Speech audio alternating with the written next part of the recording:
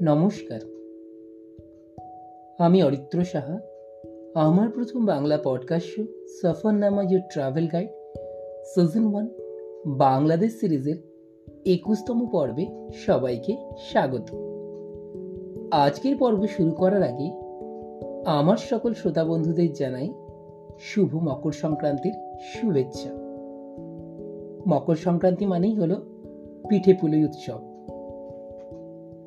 আর এপার বাংলায় মকর সংক্রান্তি অর্থাৎ ভারতবর্ষে বিভিন্ন জায়গায় বিভিন্ন নামে প্রচলিত। তাই শুভ মকর সংক্রান্তির সাথে সাথে শুভ বিহু উৎসবের শুভেচ্ছা, শুভ পোঙ্গল, শুভ উত্তরায়ণ প্রত্যেক মানুষকে জানাই শুভেচ্ছা ও অভিনন্দন। সফরনামা বাংলাদেশ সিরিজ হলো এপার বাংলার চোখে ওপার বাংলার মুখ। প্রতিটি পর্ব জুড়ে থাকছে ওপার বাংলার গল্প, অজানা ইতিহাস, খাদ্যাভ্যাস ইত্যাদি। আমার গত পর্বে আমি ওপার বাংলার এক প্রাচীন ইতিহাস সমৃদ্ধ জেলা নারায়ণগঞ্জের ইতিহাস আপনাদের সামনে তুলে ধরেছি। যারা শোনেননি ঝটপট করে শুনে ফেলুন। আজকের পর্ব ওই অতি প্রাচীন জেলার বিভিন্ন দর্শনীয় স্থানকে ঘিরে। আজকের পর্বে আমি আপনাদের কাছে তুলে ধরব এই নারায়ণগঞ্জ জেলার বিভিন্ন দর্শনীয় স্থানের গল্প। আপনারা শুনছেন Safarnama your travel guide season 1 Bangladesh series. সাথে রয়েছে আমি অরিত্র। আমার প্রত্যেকটি পডকাস্টকে এতটা ভালোবাসা দেওয়ার জন্য আমার সকল শ্রোতা বন্ধুদের জানাই অসংখ্য ধন্যবাদ। আপনাদের ভালোবাসায় এই সফরনামা শুধু এপার বাংলা ওপার বাংলা নয়, আজ তা পেরিয়ে বিভিন্ন দেশে ছড়িয়ে পড়েছে। এইভাবে আপনারা আমার পাশে থাকুন, আমাকে ভালোবাসতে থাকুন। আজকের পর্বে আমি শুরু করব নারায়ণগঞ্জের বিভিন্ন দর্শনীয় স্থানের গল্প নিয়ে। নারায়ণগঞ্জ জেলা হলো অতি প্রাচীন ইতিহাস সমৃদ্ধ ঢাকা বিভাগের অন্তর্গত বাংলাদেশের সবচেয়ে ছোট জেলা। বাংলাদেশের ঐতিহ্য মসলিন কাপড়ের সুনাম নিয়ে শীতলক্ষ্যা নদীর পাড়ে অবস্থিত এই নারায়ণগঞ্জ জেলা সোনালী আঁশ অর্থাৎ পাটের জন্য বিখ্যাত। নারায়ণগঞ্জ জেলার দার্শনিক ও ঐতিহাসিক স্থানগুলির মধ্যে উল্লেখযোগ্য হল সোনারগাঁও, পানামনগর, জিন্দা পার্ক, মুড়াপাড়া জমিদার বাড়ি, বালিয়াপাড়া জমিদার বাড়ি, গোয়ালদি মসজিদ ইত্যাদি। এই সমস্ত অঞ্চল নিয়েই এবং এই অঞ্চলে বিভিন্ন বিভিন্ন জায়গায় এই সমস্ত দর্শনীয় স্থানগুলি রয়েছে। আজকে আপনাদের এরই গল্প বলবো।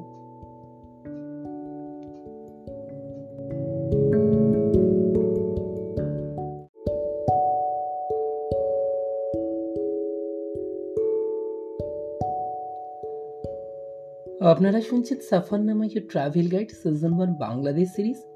সাথে রয়েছে আমি অরিত্র। আজকে ওপার বাংলার অতি প্রাচীন জেলা নারায়ণগঞ্জের দর্শনীয় স্থানের কথা বলতে গিয়ে যেখান থেকে আমি শুরু করব তার প্রথম নাম হলো সোনারগাঁও জাদুঘর। আবহমান গ্রাম বাংলার সংস্কৃতি ও লোকশিল্পকে ধরে রাখা ও সর্বজন স্বীকৃতি দেওয়ার উদ্দেশ্যে 1975 সালের 12 মার্চ শিল্পাচার্য জয়নুল আবেদিন সোনারগাঁওয়ের পানামনগরীর একটি পুরনো বাড়িতে বাংলাদেশ লোক ও কারুকলি শিল্প ফাউন্ডেশন প্রতিষ্ঠা করেন। পানামনগরীর ঠাকুরবাড়ি ভবন ও ঈশা খাঁর তোরণ এই দুই স্থাপনাকে একত্রে নিয়ে প্রায় 16 হেক্টর জায়গা জুড়ে লোক ও কারুশিল্প ফাউন্ডেশন বিস্তৃত। এই ফাউন্ডেশনে আছে গোপীনাথ সাহা সর্দার বাড়ি, জয়নুল আবেদিনের ঐতিহাসিক সংগ্রাম ভাস্কর্য, বঙ্গবন্ধুর ঐতিহাসিক ফাউন্ডেশন, ভাষণের আবক্ষ ভাস্কর্য, জয়নুল আবেদিনের ভাস্কর্য, জয়নুল আবেদিন স্মৃতি জাদুঘর, লোকজ মঞ্চ, সেমিনার রুম, কারুশিল্প গ্রাম এবং সবুজে মোড়া সুবিশাল উদ্যান। প্রায় 4500-র অধিক প্রাচীন নিদর্শন স্থান পেয়েছে জয়নুল আবেদিনের স্মৃতি জাদুঘরে। এই জাদুঘর সোনারগাঁওতেই রয়েছে। আছে বাংলাদেশের গ্রাম বাংলা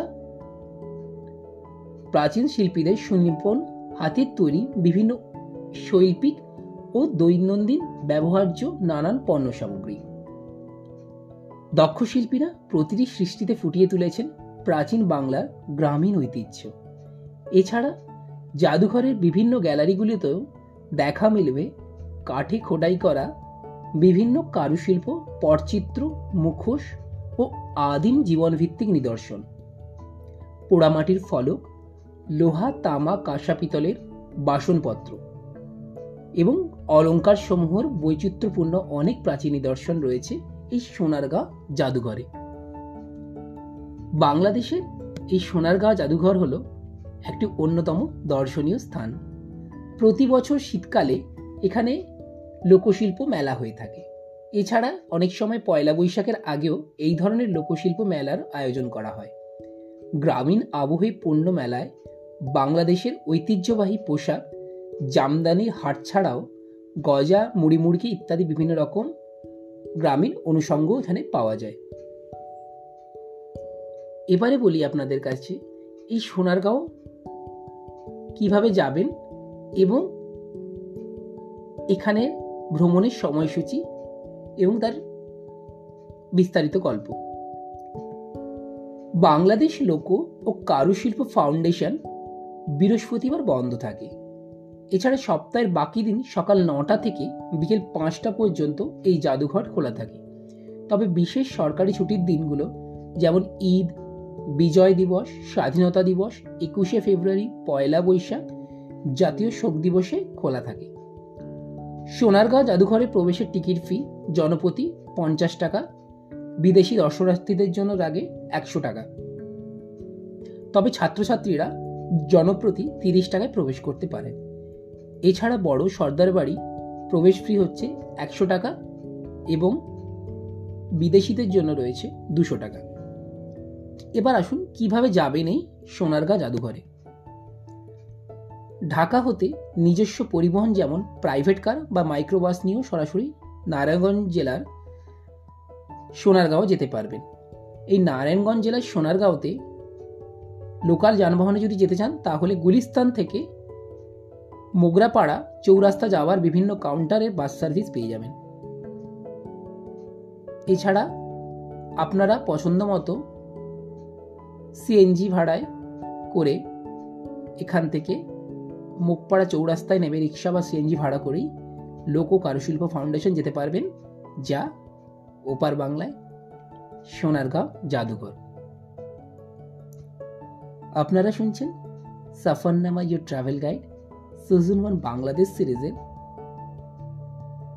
21তম পর্ব, ঘুরে দেখা নারায়ণগঞ্জ। সাথে রয়েছে আমি অরিত্র।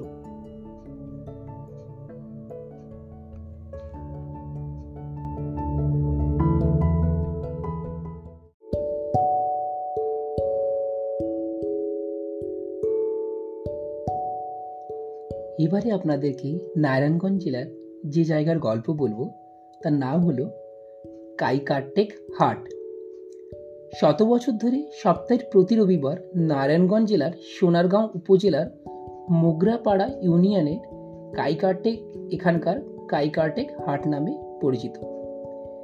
গ্রাম বাংলার ঐতিহ্য লালনকারী এই হাটটি স্থানীয় মানুষের কাছে রবিবারের হাট নামেও পরিচিত। কাইকারটেক হাটের পাশ দিয়ে বয়ে গেছে ব্রহ্মপুত্র নদ। শত বছরের প্রাচীন নিদর্শন এবং নদীর তীরের প্রাকৃতিক পরিবেশ কাইকারটেক ঘাটে আগত ক্রেতা বিক্রেতা ছাড়াও বিভিন্ন ভ্রমণকারীদের সমানভাবে মুগ্ধ করে। নরসিংদী, মুন্সিগঞ্জ এবং কুমিল্লা সহ দূর দূরান্ত হতে আগ্রহী মানুষ ভিড় করে এই কাইকারটেক হাটে। হাট তো আমাদের গ্রাম বাংলার এক প্রাচীন ব্যবস্থা।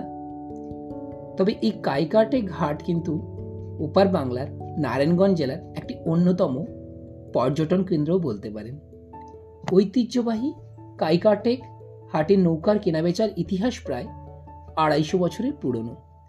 বছর জুড়ে হাট বসলেও শুধুমাত্র আষাঢ়, শ্রাবণ, ভাদ্র, আশ্বিন এই 4 মাস এখানে কিন্তু নৌকা কেনাবেচা চলে। তখন ভালো মানের নৌকা কিনতে আশপাশ জেলা থেকে শত শত ক্রেতা বিক্রেতার আগমন ঘটে। বর্তমানে অন্য সব হাটের মতোই এখানে নিত্য প্রয়োজনীয় প্রায় সকল জিনিসই পাওয়া যায়। নদী, প্রকৃতি, কর্মচঞ্চল হাটের ব্যস্ততা এবং মুখরোচক মিষ্টির স্বাদ নিতে একটি রবিবার অবশ্যই আপনি কাটিয়ে আসতে পারেন রাজধানী শহর ঢাকার কাছে অবস্থিত এই ঐতিহ্যবাহী হাট থেকে। যাওয়ার উপায় বলুন। ঢাকার গুলিস্তান থেকে এসি সার্ভিস বোরাক বা নন এসি স্বদেশ কিংবা দোয়েল পরিবহনের বাসে সোনারগাঁওয়ের মোগরাপাড়া চৌরাস্তা নামলেই কাইকাটে ঘাট যাওয়ার সিএনজি পাবেন। এছাড়া নারায়ণগঞ্জ জেলার শহরের চাষারা থেকে নবীগঞ্জ ঘাট পার হয়েও কাইকাটে ঘাটে যাওয়া যায়। আর মুন্সিগঞ্জ হতে নৌকার মাধ্যমে বোট ভাড়া করে সরাসরি পৌঁছতে পারেন এই ঐতিহ্যবাহী ঘাটে। থাকার জন্য এখানে বিভিন্ন মানের আবাসিক হোটেলও আছে।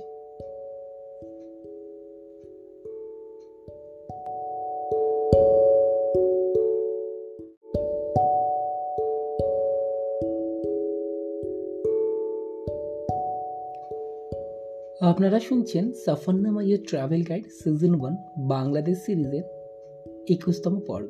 সাথে রয়েছি আমি অরিত্র। সফরনামার এই পর্বে আমি তুলে ধরছি আপনাদের কাছে ওপার বাংলার প্রাচীন জেলা নারায়ণগঞ্জের বিভিন্ন দর্শনীয় স্থানের গল্প। এবার আমি যে জায়গাটির কথা আপনাদের সামনে তুলে ধরব নাম হলো মায়াদ্বীপ। নারায়ণগঞ্জ জেলার সোনারগাঁও উপজেলার বারদি ইউনিয়নে অবস্থিত মেঘনা নদীর বুকে জেগে ওঠা ত্রিভুজাকৃতির চরের নাম হলো মায়াদ্বীপ। সবুজে ঘেরা মায়াদ্বীপ আপনার মনকে এক অপার্থিব প্রশান্তিতে ভরিয়ে দেবে। খোলা প্রান্তর, নদীর ঢেউয়ের সমান্তরালে বয়ে চলা বাতাস আর মাতাল করা একটি দুপুর সব মিলিয়ে এই চর যেন সত্যই মায়ায় ঘেরা জাদুপুরী। মায়াদ্বীপ ওপার বাংলার আরেকটি দর্শনীয় স্থান। ঢাকার কাছে হওয়ায় প্রকৃতিপ্রেমী দর্শনার্থীদের কাছে এক অনন্য নাম হিসেবে এই মায়াদ্বীপ পরিচিত। তবে মায়াদ্বীপের চর ভ্রমণে এলে কোনো অবস্থাতেই সন্ধ্যার পর সেখানে অবস্থান করা যাবে না। চর ঘুরে দেখে অবশ্যই সন্ধ্যার আগেই ফিরে আসতে হবে। এক প্রকৃতি মুগ্ধ অসাধারণ পার্থিব প্রশান্তিতে ভরপুর এই মায়াদ্বীপ। মায়াদ্বীপ যেতে হলে আপনাকে ঢাকার গুলিস্তান থেকে যে কোনো এসি ও নন এসি বাস যোগে সোনারগাঁওয়ের মোগরাপাড়া চৌরাস্তায় চলে আসতে হবে এবং সেখান থেকে বিভিন্ন ব্যাটারি চালিত অটোরিকশা কিংবা সিএনজি চেপে বৈদ্যের বাজার নৌকাঘাটে আসতে হবে। বৈদ্যের বাজার নৌকা ঘাট হতেই সারাদিনের জন্য নৌকা ভাড়া করে আপনি চলে আসতে পারেন মায়াদ্বীপে। ভাড়া পড়ে 1000 থেকে 1500 টাকা, যদিও এটি গ্রুপের মাধ্যমে আসা সব থেকে ভালো। রয়েছে বিভিন্ন হোটেল থাকার জন্য এবং বৈদ্যের বাজারেও বিভিন্ন খাবারের দোকান রয়েছে। তাই ওপার বাংলায় যখন নারায়ণগঞ্জ যাবেন অবশ্যই একবার মায়াদ্বীপ ঘুরে আসবেন।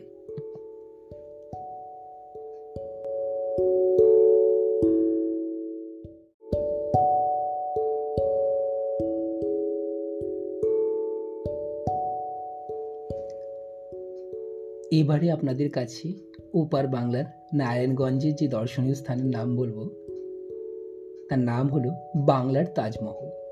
তাজমহল মানেই আমাদের কাছে ভারতবর্ষ, আগ্রার তাজমহলের নাম সবার প্রথমে মনে আসে। সেইরূপ ওপার বাংলাতেও তাজমহল রয়েছে, যার নাম হলো বাংলার তাজমহল। চলুন শোনা যাক এর গল্প। পৃথিবীর প্রাচীন সপ্তাচার্যের মধ্যে অন্যতম ভারতের আগ্রার তাজমহলের মতোই বাংলাদেশের নারায়ণগঞ্জ জেলার সোনারগাঁও উপজেলার পেরাব গ্রামে নির্মাণ করা হয়েছে বাংলার তাজমহল বা দ্বিতীয় তাজমহল। নারায়ণগঞ্জের শিল্পপতি চলচ্চিত্রকার এহসান উল্লাহ মনি এই তাজমহল তৈরি করেন। 2003 সালে আনুষ্ঠানিকভাবে তাজমহলের নির্মাণ কাজ শুরু হয় এবং 2008 সালে ডিসেম্বর মাসে এটি সর্বসাধারণের জন্য খুলে দেওয়া হয়। বাংলার তাজমহল নির্মাণে আসল তাজমহলের সাথে সর্বোচ্চ মিল রাখার চেষ্টা করা হয়েছে। তাজমহলের প্রধান ভবন দামি স্বচ্ছ পাথরে মোড়ানো। বাংলার তাজমহলের অভ্যন্তরে এহসান উল্লাহ মনি এবং তার স্ত্রী রাজিয়ার কবরের স্থান সংরক্ষণ করা রয়েছে। আগ্রার তাজমহলেরই মতোই মূল ভবনে 4টি কোণে 4টি বড় মিনার রয়েছে, আর ভবনের সামনে রয়েছে জলের ফোয়ারা, ফুলের বাগান এবং দর্শনার্থীদের বসার জায়গা। বাংলার তাজমহলে আছে রাজমণি ফিল্ম সিটি স্টুডিও এবং রাজমণি ফিল্ম সিটি রেস্তোরাঁ, যেখানে যে কোনো দর্শনার্থী চাইলে ছবি তুলতে পারেন। বাংলার তাজমহলের কাছেই নির্মাণ করা হয়েছে মিশরের পিরামিডের প্রতিরূপ, মুক্তিযুদ্ধের স্মৃতি ভাস্কর্য, ইন্দিরা গান্ধী ও বঙ্গবন্ধু শেখ মুজিবুরের স্মৃতি ভাস্কর্য। 250 আসন বিশিষ্ট সিনেমা হল এবং সেমিনার কক্ষ রয়েছে এখানে। বঙ্গবন্ধু শেখ মুজিবুর রহমানের স্মৃতি ভাস্কর্য, সাথে সাথে তাজমহলকে ঘিরে গড়ে উঠেছে বিভিন্ন হস্তশিল্প সামগ্রী, জামদানি শাড়ি, মাটির গহনা সহ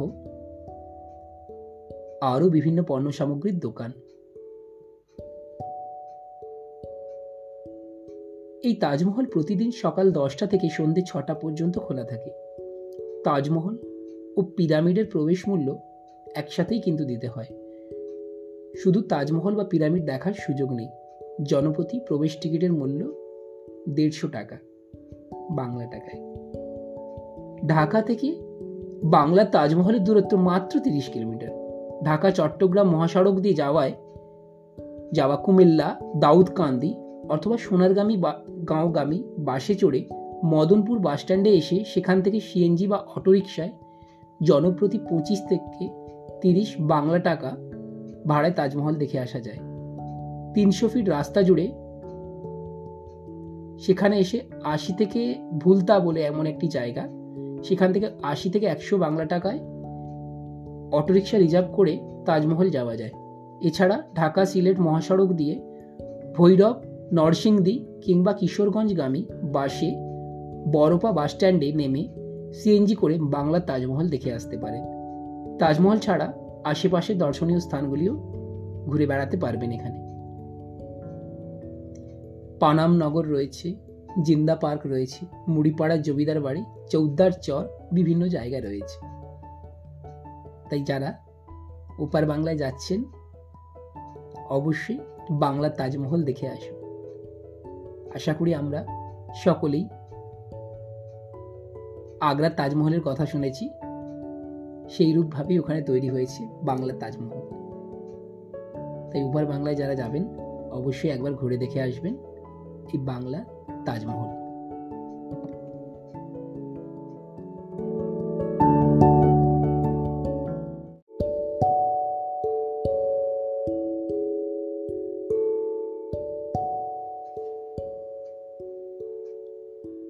যারা ওপার বাংলায় নারায়ণগঞ্জ গেছেন এবং ওপার বাংলার যারা শ্রোতা বন্ধুরা রয়েছেন, তাদের হয়তো এখনো মনে হতে পারে যে নারায়ণগঞ্জ জেলার সবচেয়ে উল্লেখযোগ্য দর্শনীয় স্থানের নাম কেন এখন আমি বলিনি। হ্যাঁ, এবার আমি সবচেয়ে বহুল প্রচলিত যে দর্শনীয় স্থানের গল্প বলবো তার নাম হলো পানামনগর। পানামনগর বা পানাম সিটি ওপার বাংলার কাছে হারানো নগরী হিসেবে কিন্তু সুপরিচিত। ঢাকার পার্শ্ববর্তী জেলা নারায়ণগঞ্জ জেলার সোনারগাঁও থানায় ঐতিহাসিক পানামনগরের অবস্থান। 15 শতকে ঈশা খাঁ সোনারগাঁয় বাংলার প্রথম রাজধানী স্থাপন করেন। সোনারগাঁয়ের প্রায় 20 বর্গ কিলোমিটার এলাকা জুড়ে গড়ে উঠেছে এই নগরী। 2006 সালে ওয়ার্ল্ড মনুমেন্ট ফান্ডের তৈরি বিশ্বের ধ্বংসপ্রায় 100টি ঐতিহাসিক স্থাপনার তালিকার এই পানাম নগর স্থান পায়। পানাম নগরীর চতুর্দিক ঘিরে পঙ্খিরাজ খাল দিয়ে ঘেরা। পঙ্খিরাজ খাল মেনিখালী নদ নামে মেঘনা নদীতে গিয়ে মিশেছে। পানাম নগরীর পূর্ব দিকে রয়েছে মেঘনা নদী আর পশ্চিম দিকে রয়েছে শীতলক্ষা। এই নদীপথেই মসলিন রপ্তানি হতো বলে শোনা যায়। পানাম নগরীর প্রবেশ পথে রয়েছে বিশাল গেট। সূর্যাস্তের সাথে সাথে এই গেট বন্ধ করা হতো। বর্তমানেও কোনো দর্শনার্থী সন্ধ্যার পর এই পানাম নগরীতে কিন্তু থাকতে পারেন না। এক ঐতিহাসিক দর্শনীয় স্থান এই পানাম নগরী। পানাম নগরীর বিভিন্ন স্থাপনা নির্মাণ শৈলীতে রয়েছে ভিন্নতার ছাপ। তৎকালীন ধনী শ্রেণীর এই নগরীটি প্রতিটির দালানে রয়েছে অপূর্ব কারুকার্য ও আভিজাত্যের ছোঁয়া। নগরীর বুক চিরে চলে যাওয়া রাস্তার দুই পাশেই রয়েছে প্রায় 52টি মূল ভবন। মূল রাস্তার উত্তর দিকে রয়েছে 31টি ও দক্ষিণ দিকে রয়েছে 21টি ভবন। এই ভবনগুলো কোনোটি একতলা, কোনোটি আবার 2 বা 3 তলা বিশিষ্ট। নগরীর অভ্যন্তরে আবাসিক ভবন ছাড়াও মসজিদ, গির্জা, মন্দির, মঠ, নাচঘর, চিত্রশালা, পান্থশালা, খাজাঞ্চিখানা, দরবার কক্ষ, পুরনো জাদুঘর, স্নান করার জায়গা ও গুপ্ত পথ রয়েছে। এছাড়া 400 বছরের পুরনো টাকশাল বাড়ি ও ইস্ট ইন্ডিয়া কোম্পানির তৈরি নীলকুঠি এখানেই দেখতে পাওয়া যাবে।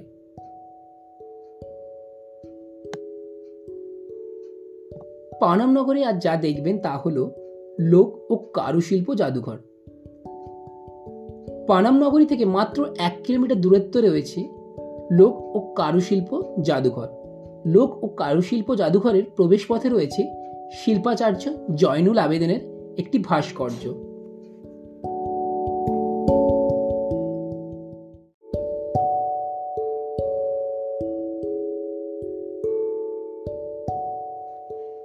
আপনারা শুনছেন সফরনামা ট্রাভেল গাইড সিজন 1 বাংলাদেশ সিরিজের 21তম পর্ব। সাথে রয়েছি আমি অরিত্র। জাদুঘরে মোট 11টি গ্যালারিতে দুর্বল ঐতিহ্যের নিদর্শন সংরক্ষিত রয়েছে।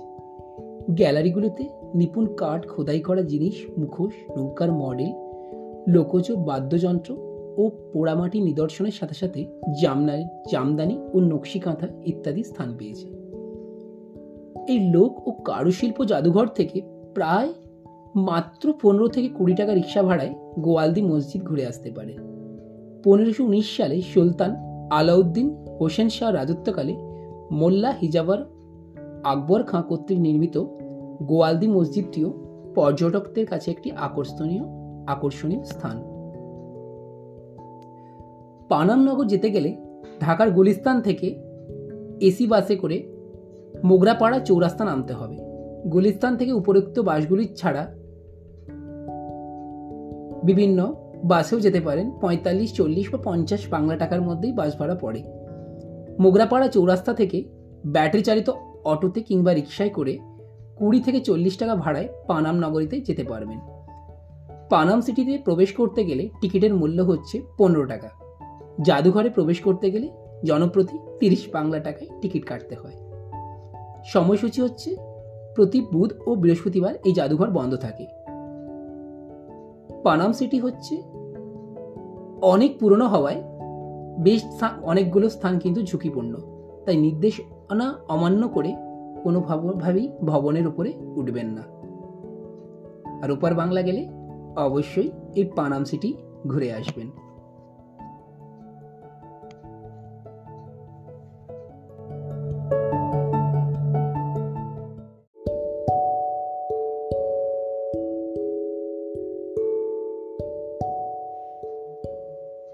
এবার আমি নারায়ণগঞ্জ জেলার যে জায়গাটির নাম বলবো তার নাম হলো জিন্দা পার্ক। জিন্দা পার্ক নারায়ণগঞ্জ জেলার দাউদপুর ইউনিয়নে প্রায় 150 একর এলাকা জুড়ে অবস্থিত। জিন্দা পার্কে 250টি প্রজাতিরও বেশি গাছ, 5টি জলাধার ও অসংখ্য পাখি রয়েছে। চারপাশে সবুজের আচ্ছাদনে ঘেরা এই জিন্দা পার্ক, যেদিকেই তাকাবেন সেখানেই সবুজের সমারোহ। গাছের উপর রয়েছে টংঘর, বড় শান, বাঁধানো পুকুর। পুকুরের উপর সাঁকো রয়েছে মাটির ঘর। এক বাংলার এক চিত্র তুলে ধরা রয়েছে এই পার্কে। এর ভেতরেই রয়েছে বিভিন্ন মার্কেট এবং একটি অতি সুন্দর স্থাপত্যশৈলীর লাইব্রেরি, ক্যান্টিন ও মিনি চিড়িয়াখানা। আর নৌকা বিহারের জন্য পার্কের লেকে আছে 8টি সুসজ্জিত নৌকা। জিন্দা পার্কের বিভিন্ন স্থাপনা নির্মাণ শৈলী আপনাকে মুগ্ধ করবে। এই পার্কটির বিশেষত্ব হলো এটি এলাকাবাসীর স্বতঃস্ফূর্ততায় তৈরি হয়েছে। 1980 থেকে সালে 5000 সদস্য নিয়ে যাত্রা শুরু করা অগ্রপথিক পল্লী সমিতির দীর্ঘ 35 বছরের অক্লান্ত পরিশ্রমের ফসল হচ্ছে এই জিন্দা পার্ক। অগ্রপথিক পল্লী সমিতির একাগ্রতা ও কর্মনিষ্ঠার জন্য জিন্দা গ্রামটিকে আদর্শ গ্রাম হিসাবে বলা হয়। জিন্দা পার্ক নিয়ে অনেক গল্প রয়েছে। ঢাকা থেকে জিন্দা পার্কের দূরত্ব মাত্র 37 কিলোমিটার। পিকনিক ডেট কিংবা ডে আউট করতে চাইলে নিশ্চিন্তেই চলে আসতে পারেন এই জিন্দা পার্কটিতে। একদিকে যেমন রয়েছে সবুজে ঢাকা, পার্কটি আপনাকে মনকে প্রশান্তিতে ভরিয়ে দেবে। অন্যদিকে পার্কটি যে কোনো ক্ষেত্রে সম্পূর্ণ নিরাপদ। তবে এখানে পিকনিক করতে চাইলে কর্তৃপক্ষকে 2-3 দিন আগে জানিয়ে রাখা ভালো। ঢাকা থেকে গিয়ে দিনেই ঘুরে আসার জন্য এই রকম সবুজের খোলামেলা সমারোহ রয়েছে এই জিন্দা পার্কে।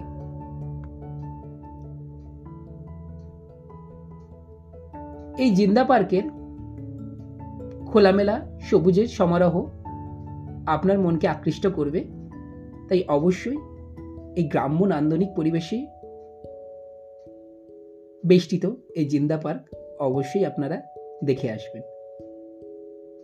জিন্দা পার্ক যাওয়ার উপায় হলো, জিন্দা পার্ক যাওয়ার জন্য সবচেয়ে সুন্দর ও সহজ রাস্তা হলো কুড়িল বিশ্ব রোডে পূর্বাঞ্চল হাইওয়ে, অর্থাৎ 300 ফিট রাস্তা দিয়ে গিয়ে জিন্দা পার্ক গেলে ঢাকার যে কোনো জায়গায় কুড়িল বিশ্ব রোডে চলে আসুন। কুড়িল রেল লাইনের পাশে বিআরটিসি কাউন্টার থেকে কাঞ্চন ব্রিজ পর্যন্ত যাওয়ার টিকিট কিনবেন, দাম পড়বে 25 টাকা। কাঞ্চন ব্রিজের আগে বাম পাশে ঢাকা সিটি বাইপাস ধরে 4 কিলোমিটার দূরেই হচ্ছে জিন্দা পার্ক। কাঞ্চন ব্রিজের আগে বাইপাসের মোড়ে থেকে জিন্দা পার্ক অটোরিকশা আসা যায়। ভাড়া পড়ে জনপ্রতি 30 বাংলা টাকা, আর রিজার্ভ নিলে 100 থেকে 150 বাংলা টাকার মধ্যে। এবং এছাড়া কাঞ্চন ব্রিজের আগে বাইপাসের মোড়ে লোকাল অটোতেও জিন্দা পার্কে যাওয়া যায়। জিন্দা পার্ক আপনারা অবশ্যই ঘুরে আসুন। সময় হচ্ছে সকাল 9টা থেকে এই জিন্দা পার্ক খোলা থাকে। প্রবেশ মূল্য 100 বাংলা টাকা, বাচ্চাদের জন্য 50 বাংলা টাকা। লাইব্রেরি ফি 10 টাকা। পার্কিংয়ের চার্জ হচ্ছে 50 থেকে 100 টাকা। 7 দিনই এটি খোলা থাকে, তবে বিশেষ কোনো কারণ ছাড়া পার্ক বন্ধ হয় না। জিন্দা পার্কে থাকার কোনো সেমন ব্যবস্থা নেই, তাই আপনারা ঢাকা থেকে এই জায়গা ঘুরে আসতে পারেন। তাহলে ওপার বাংলার নারায়ণগঞ্জ গেলে অবশ্যই জিন্দা পার্ক দেখতে ভুলবেন না।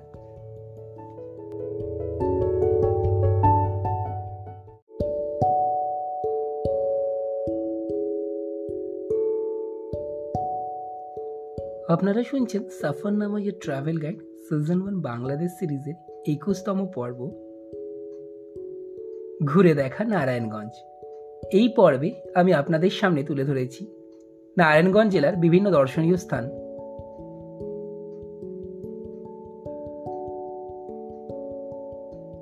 আজকের এই পর্ব এতটাই।